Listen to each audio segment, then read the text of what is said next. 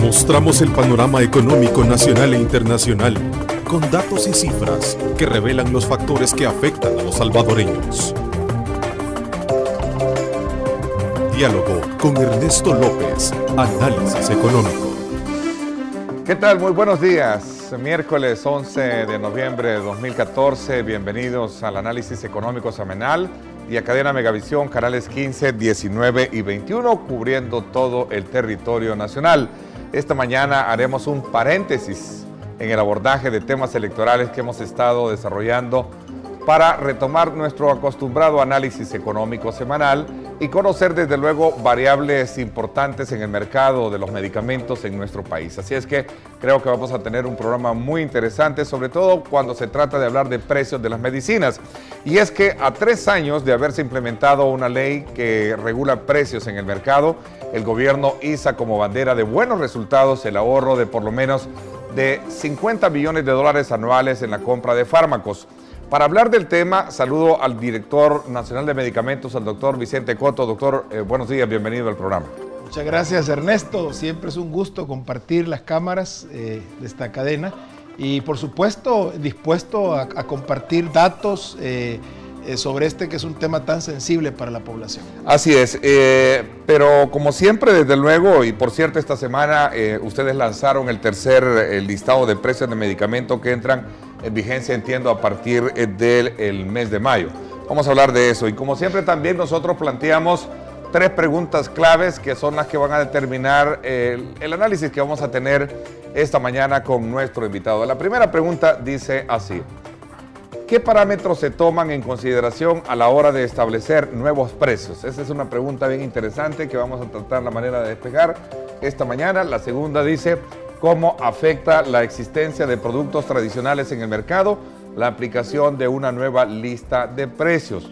Esto es bien interesante, sobre todo porque recientemente conocimos de un artículo que se escribió en uno de los periódicos importantes de nuestro país y vamos a analizarlo porque ahí hay aspectos elementales que se dicen para poder alcanzar un poco la respuesta de esa pregunta. La tercera dice así: ¿qué alcances ha tenido la ley para considerar que existe armonía entre el mercado y la regulación? Esta es otra pregunta también interesante que la vamos a analizar esta mañana. Así es que desde ya los invito a ustedes para que participen. Ordenando que éste sea retirado del mercado. Esto evidentemente es una afirmación peligrosa y completamente falsa.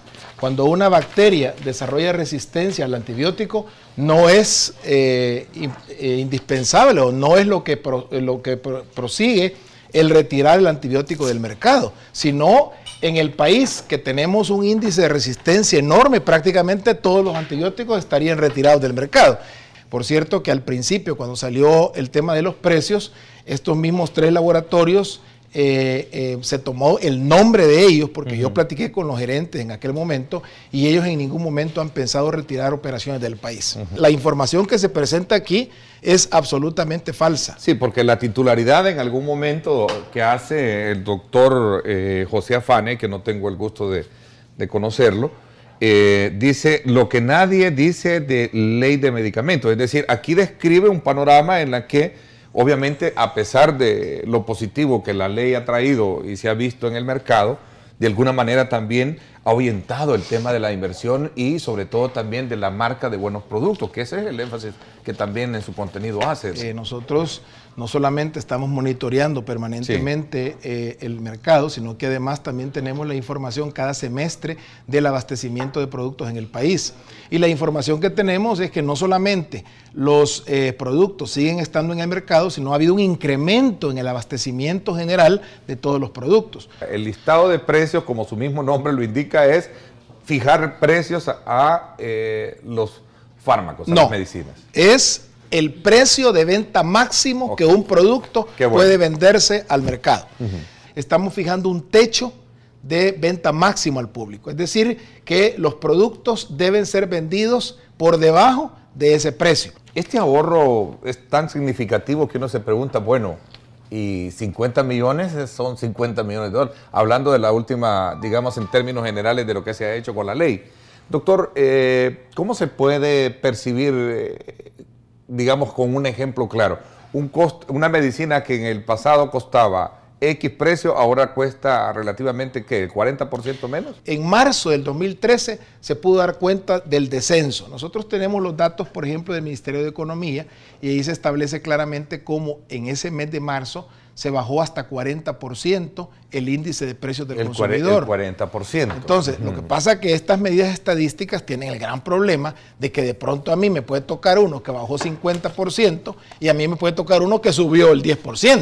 Los medicamentos de venta libre, que son los que usted consigue en el súper, por ejemplo, o en una tienda, estos medicamentos están exentos de la regulación según lo que la ley de medicamentos estableció. El artículo ateniente dice que se exceptúa de la regulación los medicamentos de venta libre. ¿Qué parámetros son los que se toman en consideración a la hora de establecer, digamos, estos nuevos precios? Bueno, en principio tiene que ser un medicamento que se venda bajo la modalidad de receta. Ahí ya quitamos un tercio del universo.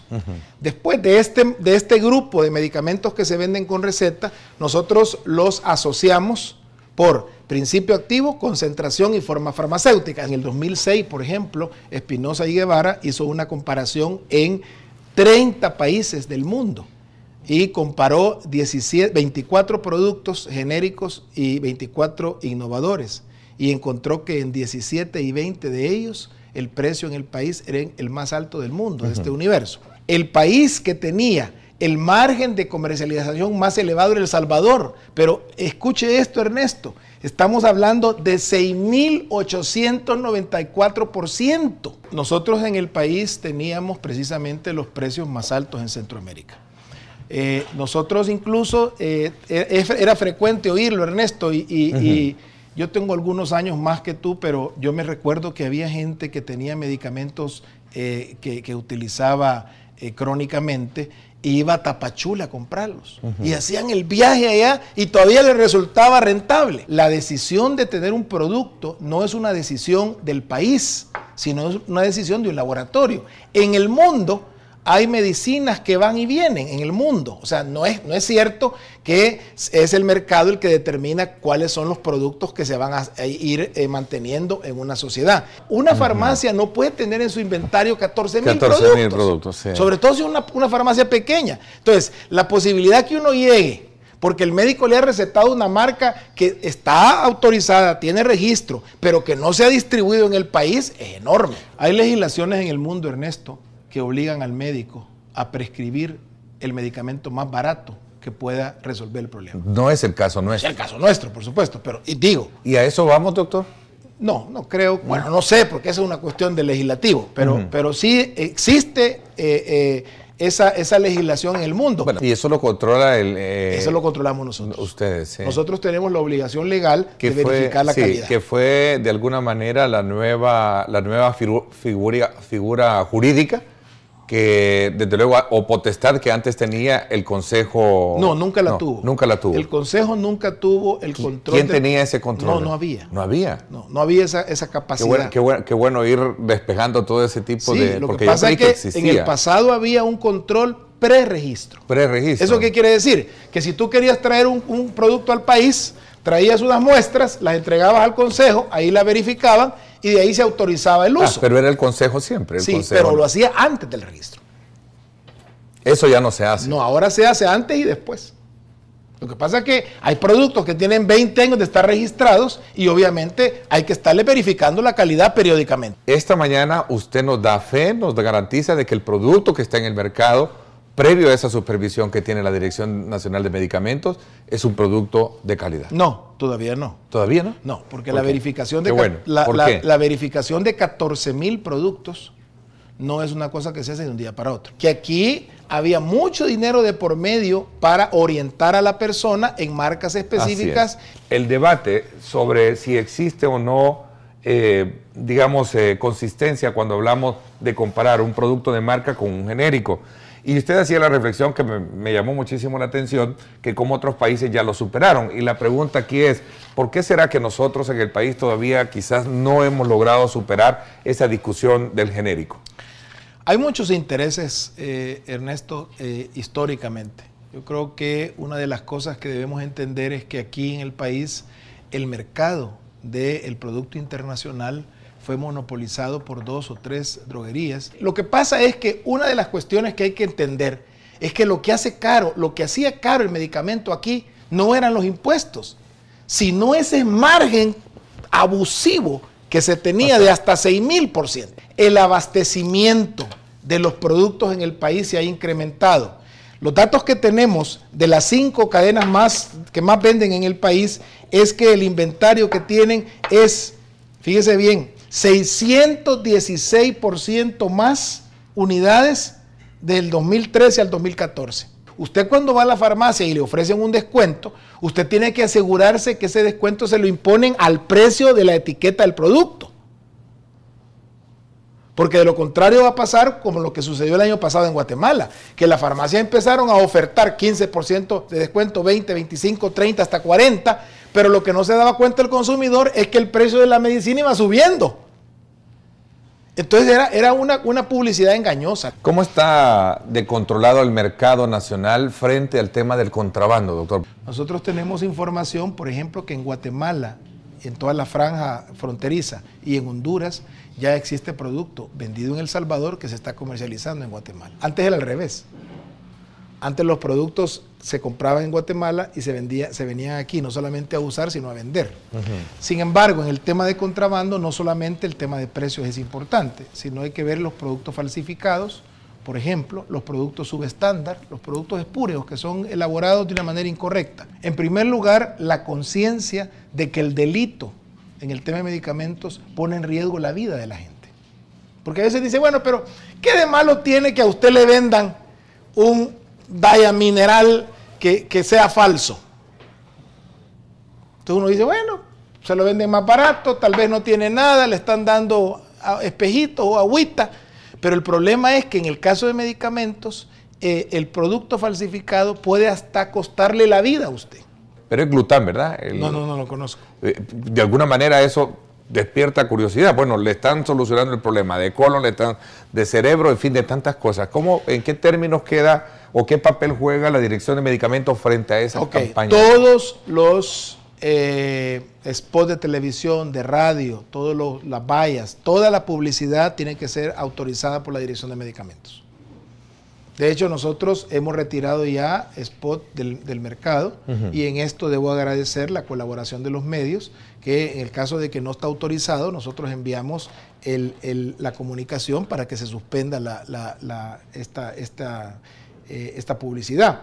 ¿Qué papel juega la dirección para hacer un control de regulación de nosotros tenemos la potestad, según la ley, de normar y autorizar en el país, porque usted está hablando de canales en el extranjero. Pero lo que pasa es que también ahora hay un factor que entiendo lo controla la empresa cablera, ¿no? Y le vende publicidad y es publicidad nacional. Porque abajo decía, lo puede encontrar en condominio. No, entonces es salvadoreño. En salvadoreño, en condominio tal. No, en ese caso nosotros, lo que pasa que mire, francamente, el estar monitoreando todo el espectro posible es difícil. Doctor, hablando solo para cerrar un poco el ciclo del control que tienen, digamos, o ese papel fiscalizador que juega, no solo el Consejo, sino que también la Dirección Nacional, a partir de la aplicación de la ley. Estos otros servicios que se venden, por ejemplo, de tratamiento con células madres. Cuando el procedimiento, digamos, lo hace, por ejemplo, en el caso que usted menciona de células madres, se hace en una clínica, ahí le extraen material, le procesan y lo vuelven a introducir, ese procedimiento lo tiene que vigilar el Consejo Superior de Salud Pública. Porque hoy se vende mucho, es un gran comercio. Sí. Y no quiero decir que es malo, pero cuando a uno le dicen, mire, esta es una cuestión natural, ¿qué controles tienen de ustedes? No. Lo que pasa es que una cosa puede ser natural, pero usted le está atribuyendo propiedades que no tiene. Ese es el problema. El problema no es que sea natural. El problema es, número uno, la dosis que usted está dándole. Muy natural puede ser, pero si usted está dando una dosis que eso es tóxica para el organismo, usted va a dañar a la persona. ¿Habrá una ley que prohíba la entrada de estos productos? Bueno, hacía referencia a unos que venden que son falsas promesas, que van a adelgazar en 30 días, etcétera, etcétera, y que en Estados Unidos, por ejemplo, es un mercado donde no entran así tan fácilmente. Vamos a tratar en esto de poner claramente las ideas. Primero, todos aquellos productos que por su naturaleza son productos relacionados a la salud, por su naturaleza, por su composición, la regula la ley de medicamentos. ¿Cuáles son los principales desafíos de cara al futuro en materia de regulación farmacéutica y de medicamentos? Nosotros tenemos en este año como propósito certificarnos como una agencia de medicamentos nivel 4 ante la Organización Panamericana de la Salud. Esta certificación le va a garantizar al usuario que todos los procesos que se hagan en la dirección son certeros, son de calidad y que siempre son los mismos, que es uno de las quejas que tenían del pasado, cómo se hacían las cosas. Cuando usted tiene demasiada discrecionalidad en los procesos, que cada quien hace lo que quiere, entonces se presta mucho a corrupción. Así es que la certificación que nosotros estamos persiguiendo va a ser, por cierto, Ernesto, la primera en Centroamérica. Gracias, pásenla bien y como siempre recuerden lo más importante, amar a Dios sobre todas las cosas. Mostramos el panorama económico nacional e internacional con datos y cifras que revelan los factores que afectan a los salvadoreños. Diálogo con Ernesto López, análisis económico.